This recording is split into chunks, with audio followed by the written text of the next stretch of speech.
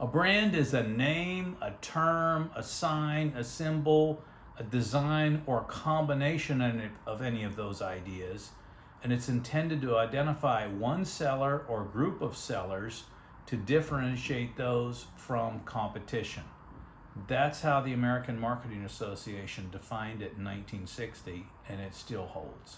In many respects, we can think of a brand as a person that we form a relationship with. That's the ultimate proof of a good brand, is that it's somebody you feel you have a connection to, even though it's just an idea or a logo or an inanimate object.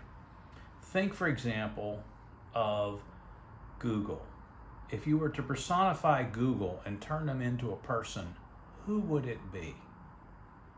A lot of people have said that they would think of perhaps a librarian or a man or a mentor of some kind that helped them find information quickly and come up with ideas and this sort of thing. And so here's a little image of what might come up in somebody's mind when they think of Google.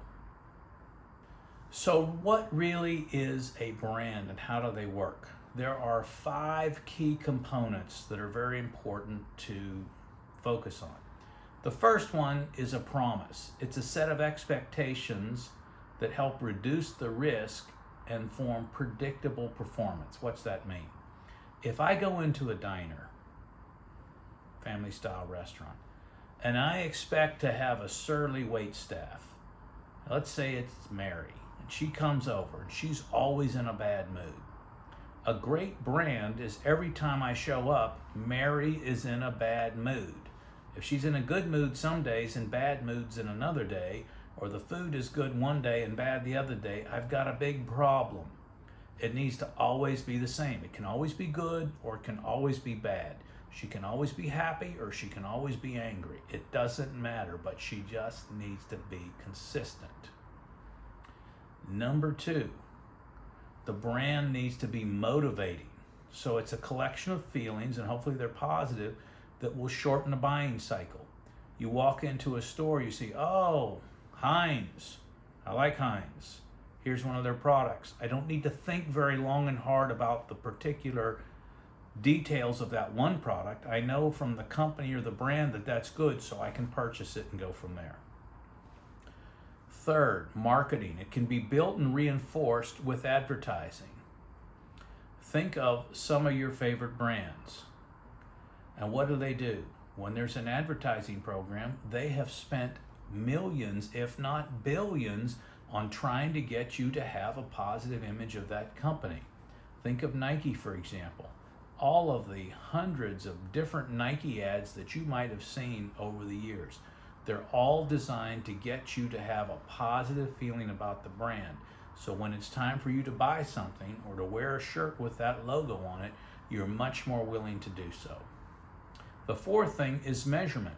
Brands can be measured in many ways. For example, you could use marketing research, or we could track sales, packaging, whatever our metrics are, they can be measured and looked at over time. And then finally, number 5, brands are aspirational. Typically, some brands are about products like soap or cereal or something else, but other brands are about what you want to do or become. They help you figure out what's the future, who could I be, what's the ultimate thing I could be for myself. Those are some of the key ideas. And so really the brand is the sum total of all the perceptions that people have about it and about that product, service, or company. That's really what a brand is. They're really strong perceptions. Now, there are plenty of benefits to corporations and to individuals. That's what brands do. So let's look at the corporations first.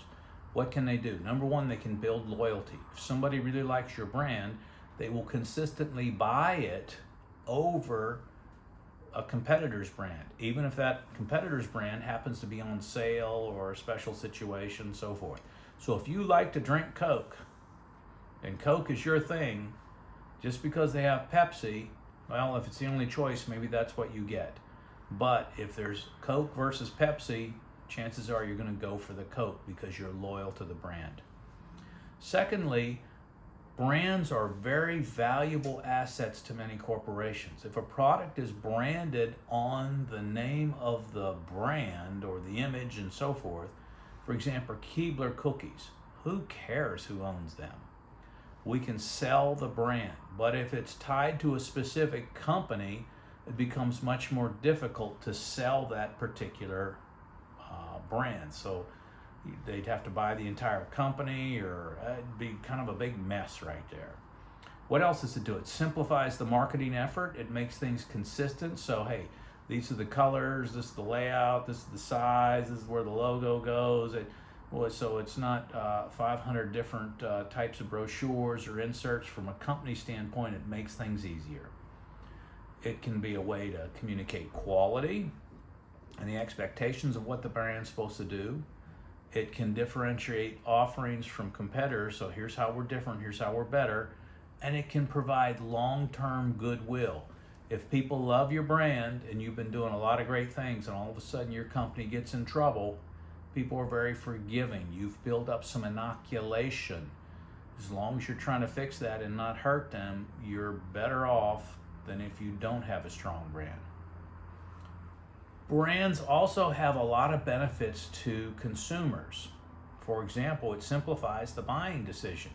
You walk into a store, there's 15 different items. Hey, I've heard of Heinz before. I'm just going to go with them. I like Heinz.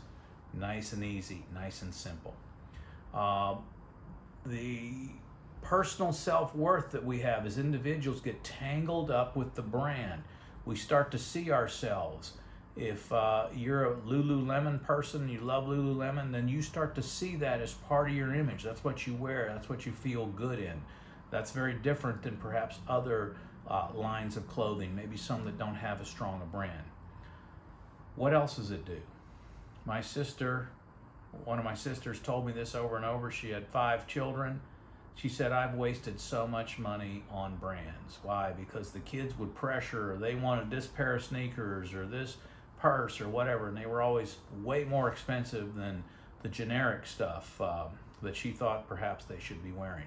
So some people say that's a downside, but brands from a consumer standpoint, hey, I feel goodness, I'm elite, I'm special because I have access and I own this. Another thing is there's a set of expectations. You kind of know what the product is, how it's supposed to perform, so it kind of simplifies and makes things easy for you. One of the things it can do, however, is drive the bargain mentality. You're going to have knockoffs. You're in a market and all of a sudden somebody comes up and says, hey, here's a Louis Vuitton purse. Was it real or is it fake? This is a big problem that many organizations have, and these imports basically destroy some of the value of their brand because of the knockoffs that are out there. And then finally, once a brand is set, it's very difficult to change the perceptions or to rebrand it. Give you a quick example. Geritol for many years used to be an iron pill or an iron supplement. Now it's a multivitamin. You talk to a lot of people, if they've heard of Geritol before, they think it's an iron pill. Even though it's been changed for years, it doesn't mean that everybody got up to date with whatever the latest branding is.